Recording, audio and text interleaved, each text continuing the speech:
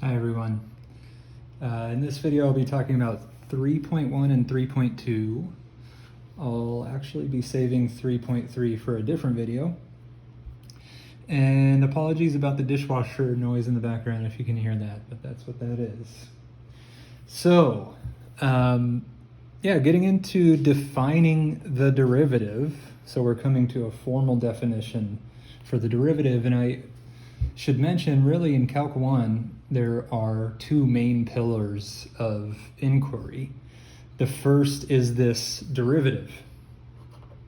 And derivative is like how quickly things are changing.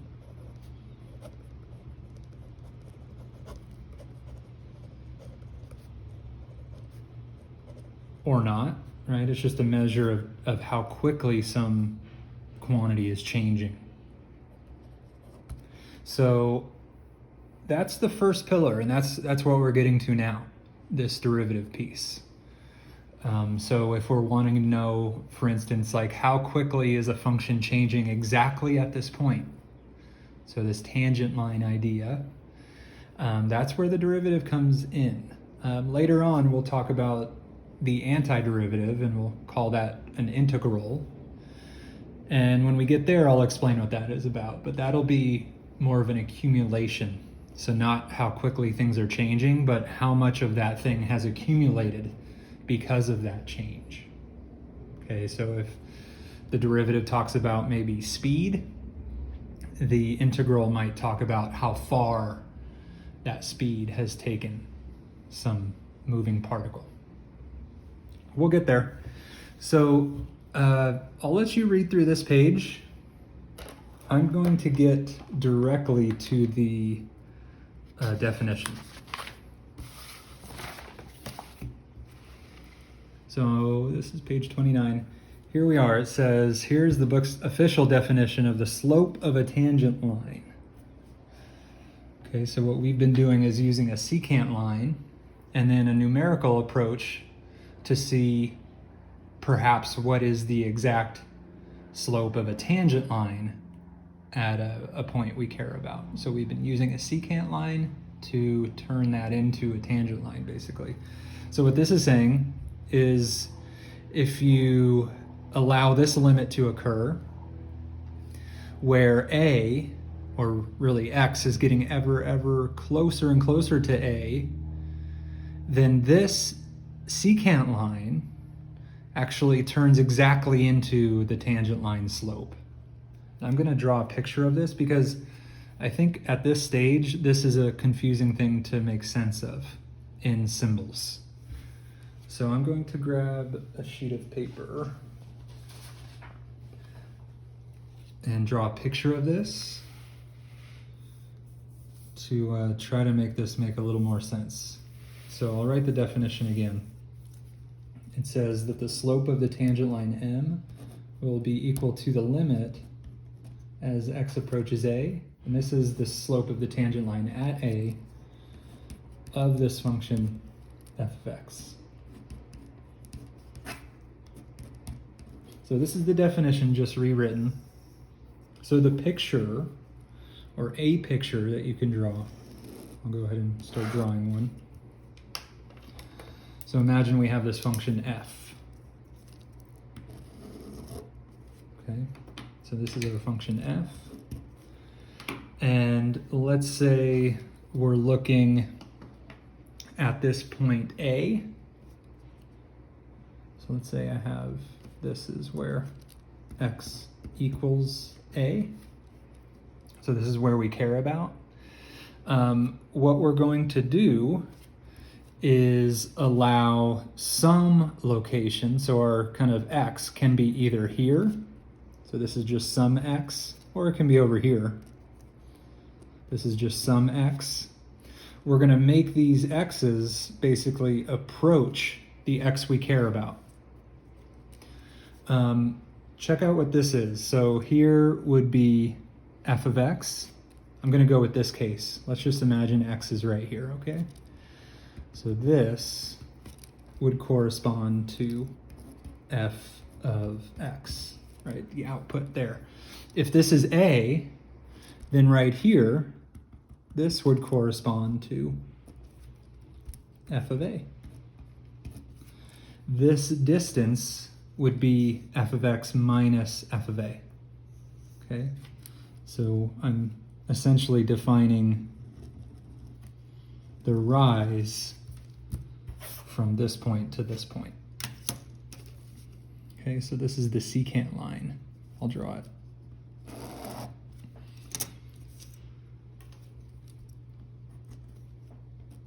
So the slope of that line would be exactly this. Now the thing about the limit is the whole reason why we have this limit here now is now to kind of numerically or theoretically allow this x, so this x right here, we're going to allow it to move ever and more close to a.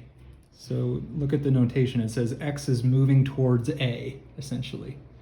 So I'm going to allow this point to move this direction, and that's what the limit is saying to do, until this point essentially approaches and becomes a, right? Let x approach a. So the distance here, this distance, we're basically saying let that distance go to 0. Okay? When that distance goes to 0, when that limit occurs, so when this limit mathematically takes place, this secant line now transforms into the tangent line, specifically at that point. And hopefully you can see that as this point moves closer and closer to this fixed point, this blue secant line will turn into and become this red tangent line. So that's the machinery of the limit taking place. That's why the limit was developed, is so that we can use this secant approach, but then mathematically allow the secant to become the instantaneous rate of change. So we have this average over an interval, but because of the limit, it becomes the instantaneous rate of change. So this is what's happening like in your speedometer. It's measuring some small interval that your tires are spinning, and then it's approximating your exact instantaneous speed at a moment by doing that many times. So this red line would be the value that they programmed to appear on your dash in your car, even though it's really this blue line that they're calculating. Anyways, let's try a problem. So on to 29, example 2, part 1. Okay, so it says find an equation of the tangent line of the curve at this given point. Okay. So what we need to do is use exactly this definition here. And by the way, this a is the a that's in the limit, right? So in other words, 2 right here is a. And 3 right here is actually f of a, but we can just plug in 2 and we should get 3. So let's calculate the slope of this tangent line. So this tangent line, we need its slope. That's what this thing's job is. That's really the only job that this accomplishes. But it's an important thing to accomplish. So the slope would be the limit as x approaches 2, in this case, of f of x. F of x is y right here. So I'll have x cubed minus 3x plus 1. And then minus, so the formula says now do f of a. A, again, for us is 2. So I'm plugging in 2 into f. So I'd have minus parentheses 2 cubed minus 3 times 2 plus 1 end parentheses. Right? It's important this negative distributes. So those parentheses are crucial in this case. And then x minus a. So x minus a would be x minus 2 on bottom, right? Just following this formula. So now the goal is to evaluate the limit, all right? But this is the setup. So what I'll do is I'll find this number and rewrite this more simply. So we would have the limit as x approaches 2 of x cubed minus 3x minus 2. That's what this comes out as, right? So 1 minus 3. We get a negative 2. And then we still have x minus 2 on bottom. So we want to evaluate this limit. How do we evaluate limits? What's the first thing we do? Plug in, right? This will often be an issue here. So 2, if I were to plug that in, I get a 0 in the bottom, right? And if I plug it in up here, I would get a 0 up there as well, actually. So plugging in this case leads to like a 0 over 0 type of thing, and eventually we'll call that an indeterminate. So what we need to do is go on to step 2 is do some algebra. And then eventually step 3 will be plug in again, right? So I'll go ahead and do that algebra.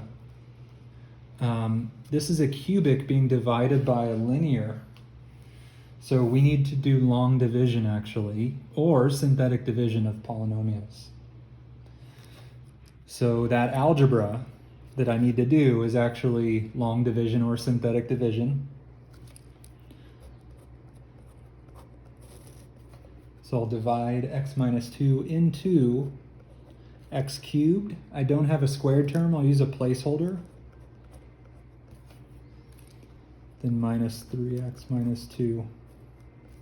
So I'm dividing this in by long division. So what we do is we go x into x cubed. That happens x squared number of times. Then we multiply down. So I multiply down x squared times x. I get x cubed. Then x squared times negative 2 is negative 2x squared. Then I need to change everybody's sign because we're subtracting. So these cancel away. Good. Then adding these down, I just get 2x squared. Dividing in again, I get plus 2x, right? So what I do is I divide in again. So I divide x into 2x squared. That gives me 2x. Multiply down again. So that's the pattern, is you divide in, multiply down, subtract. Divide in, multiply down, subtract, right? Just like regular long division. So multiply down, we get 2x squared minus 4x, kind of running out of room. Now we need to subtract. So in other words, change everybody's sign. I'll bring this up here. So these cancel. And then combining like terms, we just get an x. So an x would just go down here. And now I'm dividing x into x. I get plus 1. Multiply down, I get x minus 2, and then I need to subtract, so I'll change everybody's sign. Now I'm adding 2 to negative 2. I have a remainder of 0, in other words. Okay. So this division actually happens evenly. So in other words, I can rewrite this quotient more simply this way. All right, so I can go back to the limit now and say the limit as x approaches 2 of now actually this thing instead. So x squared plus 2x plus 1. Okay, and now we're back at this part. All right, do some algebra and then plug in again. Oops, sorry, I was kind of off the screen there. I was just writing this out. That was this result here. So now plug in again. we get 2 squared plus 2 times 2 plus 1. So 4 plus 4 plus 1. This is a 9. Remember what the problem was way back when? We're finding the equation of the tangent line. All this work was for the slope. So this is m. So in point slope form, so this is my slope, this is my point. So I can say y minus 3 equals 9 times x minus 2. That would be the point slope version of that if you simplify, which is kind of nice, into slope intercept form. You get y equals 9x minus 15. So you can type all that into Desmos maybe. So type in this equation, type in the point, and then type in this equation and make sure that this is indeed tangent to that curve at that point. You can do that as a check. Moving on. So yeah, there are other ways to formalize this definition. Don't let these other ways confuse you too much. It's just a couple different ways of saying the same thing again. So here's a different presentation. I'll draw a picture for this one too. So we had this picture before. There's a different way of putting it. So you could put it this way. Choose the one that makes the most sense for you. But this is another way of formalizing it actually. But it's just a different way of saying the same thing. So as I sit here, today is Thursday. I could also say tomorrow's Friday. Same information, just different way of saying the same thing. So the picture here, we'd have a function f. We'd have a location A. And then we'd have a location A plus H. So there'd be a location over here, A plus H, which would mean that the distance between here would be H. Okay, this over here would be f of A, and this corresponding point over here would be f of A plus H, right? This A plus H would be the input that leads to this output. All right, so here again is, if you can tell, the slope between these 2 points. Okay, here's the difference in the vertical. Here's the rise, in other words, up here. Here's the rise. Here's the run, right? The run is H. It goes from A to A plus H, so the run is H. Another way of seeing that it's H there is it would be A plus H minus A, right? That's what we did before. We took X minus A. So we would take A plus H minus A, and that would be H. And that's why, another reason why H is just down here. So that's the run. Draw this secant line.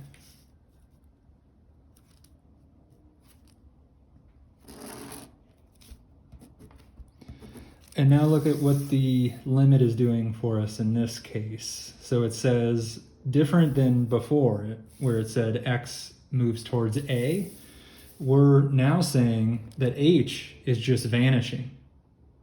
So H is just actually going to 0. That distance that we separated from A is moving towards 0. It's vanishing. So this length is approaching 0, meaning this point is moving this way, right? This point is becoming on top of this point, in other words. So ultimately, when the limit is fully carried out, the secant line becomes this tangent line, right? And that's the purpose of the limit. That's its job. Okay, so that's a different way of saying the same thing. Here's a different way of finding the slope of these tangent lines.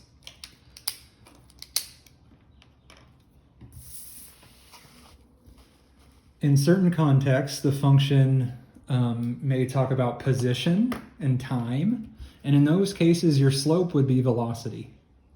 Okay, so this is just saying, hey, in certain cases, we'll be talking about distance, rates, and times.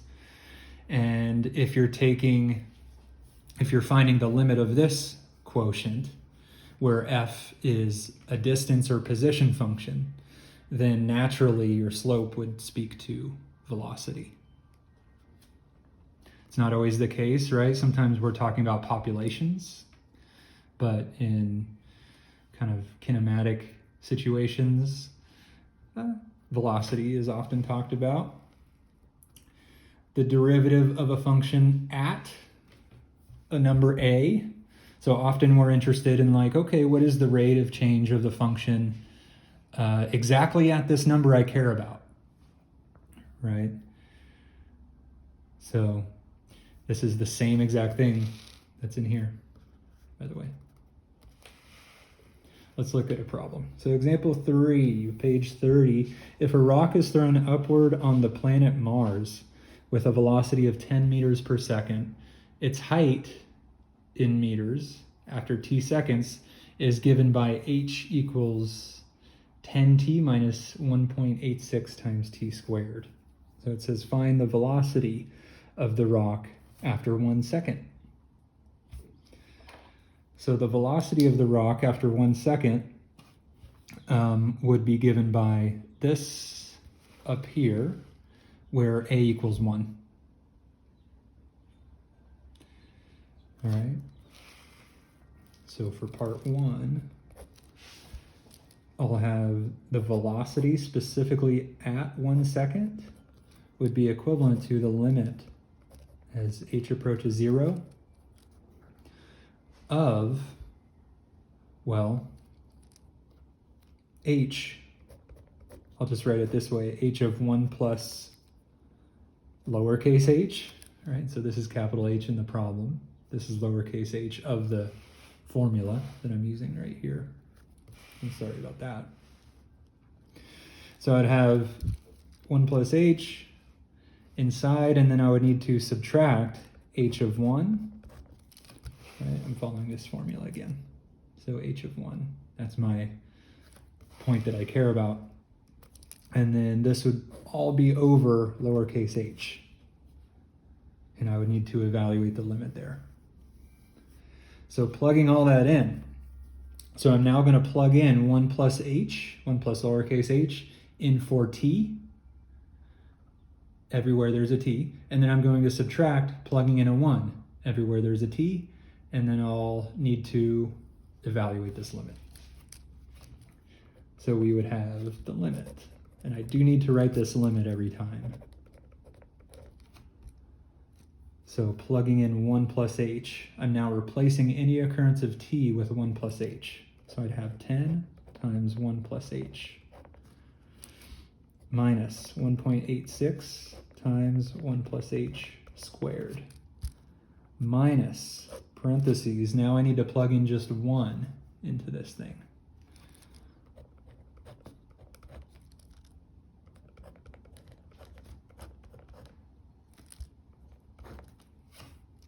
This is all over h. Don't forget about that.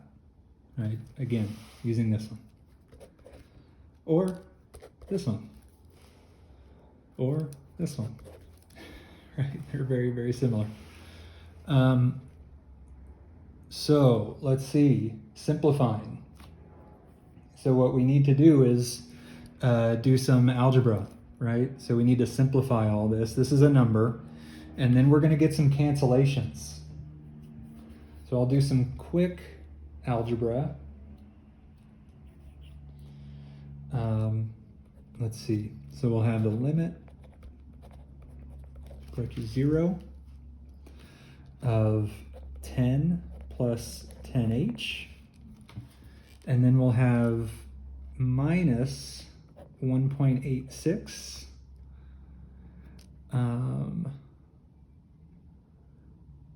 minus 3.72H, I believe, and then minus 1.86 H squared. So I'm carrying this out all at once, right? Expanding this polynomial and then distributing in this value. And then over here, we'll subtract. This would come out to be 8.14. And then this is still all over H. So what should happen often with these is now you should get some canceling. So notice that actually this combination right here, if I can just skip a step, this accounts for a positive 8.14. So these can cancel with this negative 8.14. All right. Also, once those are all gone, maybe I'll combine these as well. So let's do that.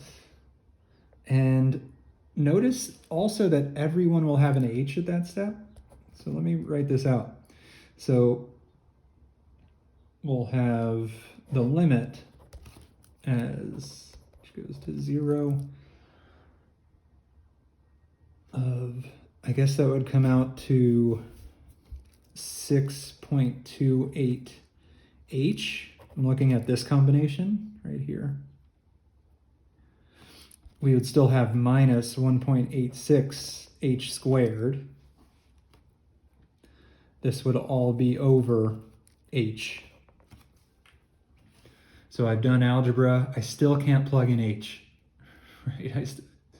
Well, 0, that is. I still can't plug in 0 for H, but I can do this. Everybody has an H, so I can cancel that H away. So limit as H approaches 0 of just 6.28 without any H, and then 0.86 with just one copy of H. And now you can finally take the limit. So plug in finally. Right, so if you plug in 0 for H, all you're left with is this 6.28. So that would be our velocity after 1 second. And this would be in meters per second.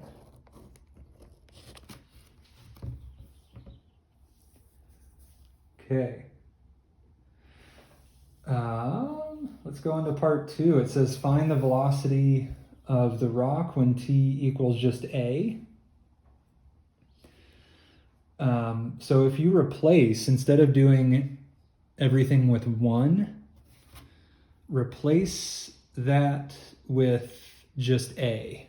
So I'm just going to save me a little time. You can check the key. I'll go into more detail on the key.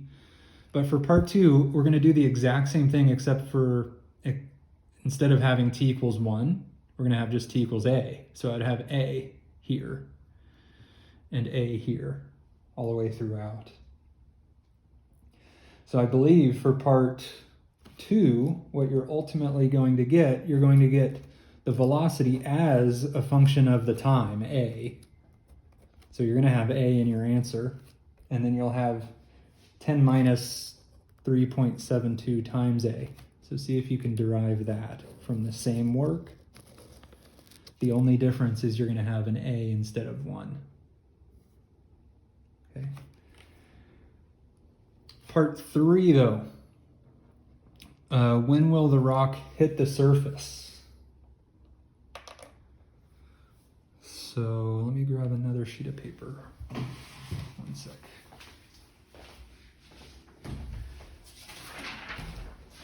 Sorry about that. All right. So part 3 says, when will the rock hit the surface? And what that means is basically, when will it come back and hit Mars? So, this piece of paper.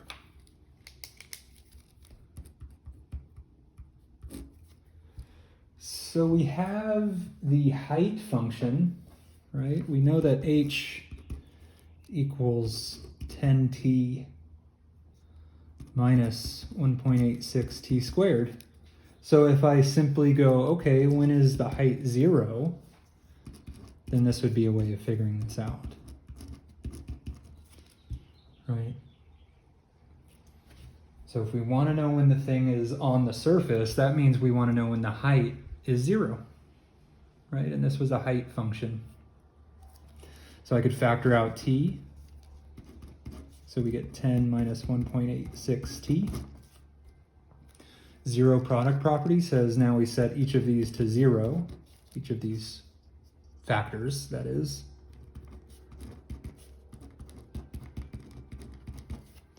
And solve for t, right? This one is already done, so we're getting a moment in time when this thing was on the ground, basically before it was launched. That's what that one means.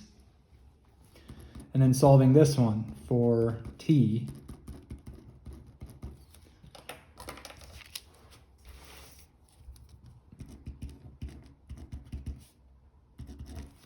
So divide by 1.86. Grab my calculator. So by the way, this fraction bar button, if you have this calculator, is pretty crucial. Please use this button a lot to avoid like syntax errors. So it's this very, very strange amount of time. I'm just going to leave it as this exact fraction. So t would be 500 over 93. For your information, it's a little more than 5, what would be seconds, but I'm just going to leave it in exact form this way.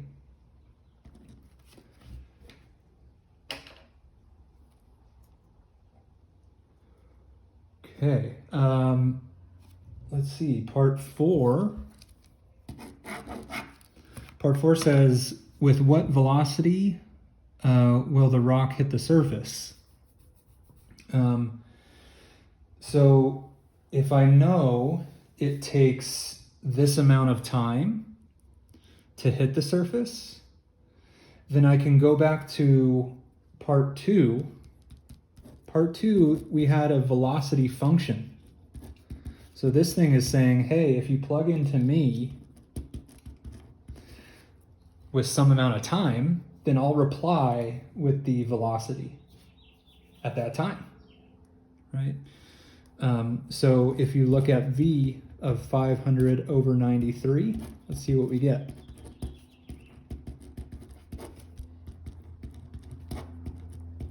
All right, so we're saying, hey, velocity function, what do you output when this is the amount of time, right? Because it takes this amount of time for us to hit the surface, and now we're saying, okay, what is the velocity with which that rock hits the surface? So on these calculators, you can reference your previous answer, whatever answer is on the screen. If you press this button down here, then you can use this answer in the next calculation you do.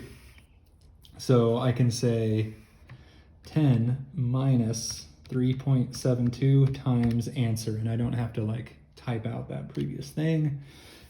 Maybe not shockingly, it's -10. That would be meters per second, right? Generally, without other obstruction, what goes up comes down at the same velocity that it went up with, right? So this thing was thrown up with 10 meters per second of initial velocity. So, neglecting any resistances, it'll come down with that same, but opposite direction velocity. Okay, so that's, I'm saying part 2, but we're using part 2. This actually was part 4, just to be clear. Sorry about that. So moving on.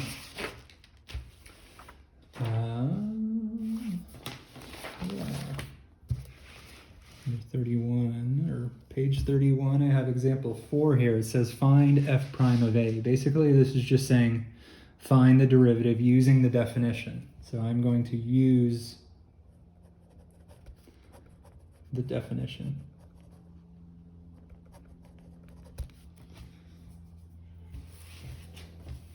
Okay. So that definition was f prime of a, is that third one, is the limit h approaches 0, f of a plus h minus f of a over h. So this is the definition I'm going to use right now. It's on the previous, one of the previous pages. So, okay, limit. So in other words, f prime of a equals this limit. We have h going to 0. And now what I'm going to do is replace any occurrence of t with a plus h. So I'll have 2 times a plus h cubed plus a plus h. That is f of a plus h right there. And then I need to subtract f of a, simply replacing t with a in the function f. So 2a cubed plus a. This is all over h. All right, so simplifying, doing algebra, all that good stuff. So this would be equivalent to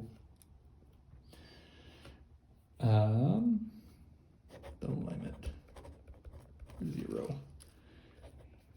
And then if I work on simplifying this piece, I'll just leave 2 there and then just do this factorization kind of separately. And then I'll have another plus a plus h, and then this minus 2a cubed minus a eventually, right? This negative has to distribute. Keep that in mind. This is all over h. Okay, now I need to distribute, right? I need to figure out this, the next simple step of this. So we would have limit h goes to 0 of 2a cubed. I'm going to kind of do this in one step again, plus 4a squared h plus 2a h squared plus 2a squared h plus 4a h squared. Yes, this isn't a joke. Plus a plus h. I'm just copying this down now. Okay, so here is this expanded. And this is all over h. So, looking at what cancels. So it looks like we come down to, I'm just using this space. I'm not doing this problem at the moment. So it looks like we can whittle this down after everything cancels.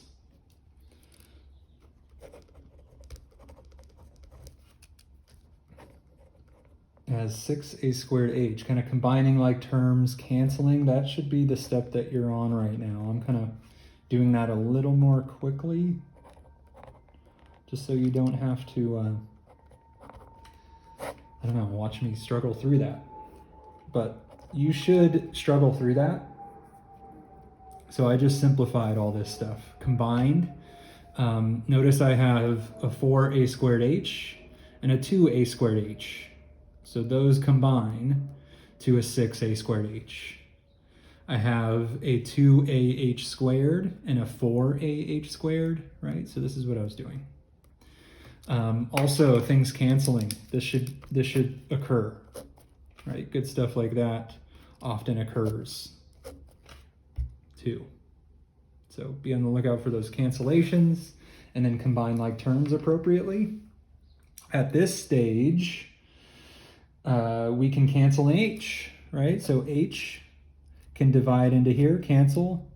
One of the h's cancels, one of the h's cancels. Here, keep in mind, when h goes into h, a 1 is left, literally the number 1. So we would have the limit as h goes to 0. We still haven't evaluated the limit. 6a squared plus 6ah plus 2h squared plus 1. Okay, now finally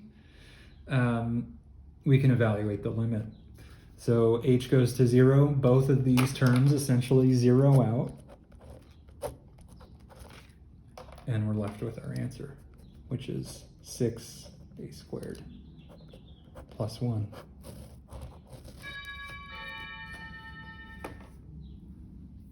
Okay, I'm going to assume that's Amazon.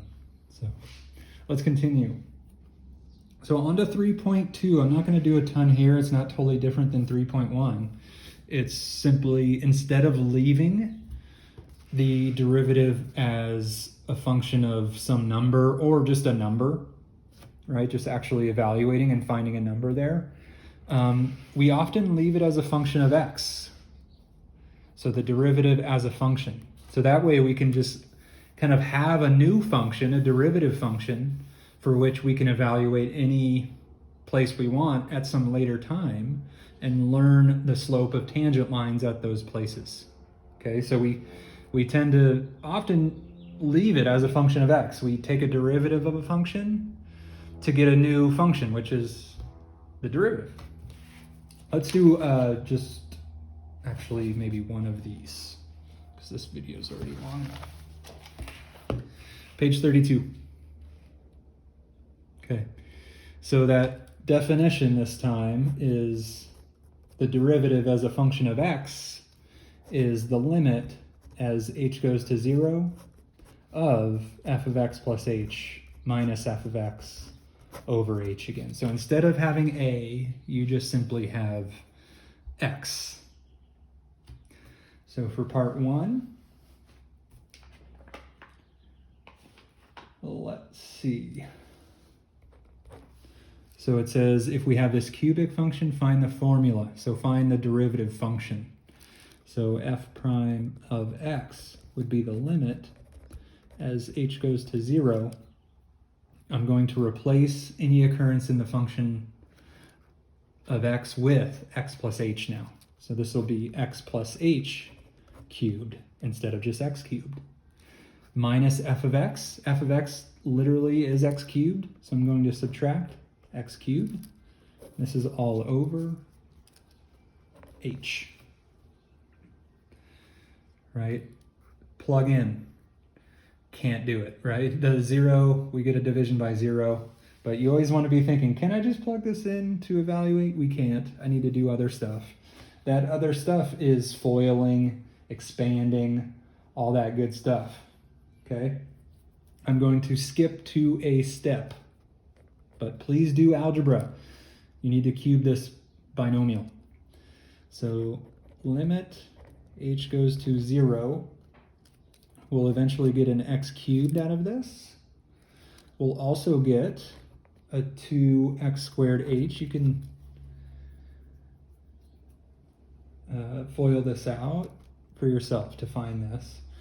So x h squared plus h x squared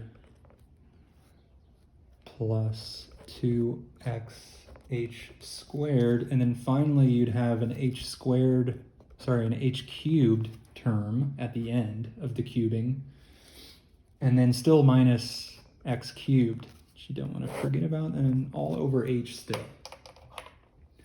So you do get cancellations and combinations, right? Those can go away, and then we can write, it looks like these are actually the same type of term.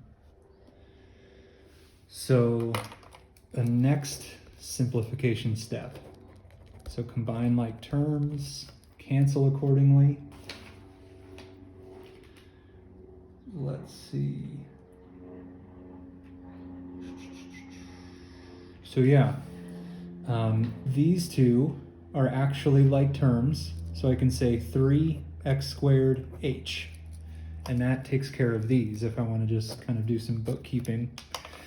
These are also like terms, so I'll have plus 3xh squared, and then just do some bookkeeping there. And then we still have the h cubed, it looks like, all over h. Still can't plug in, but cancel h.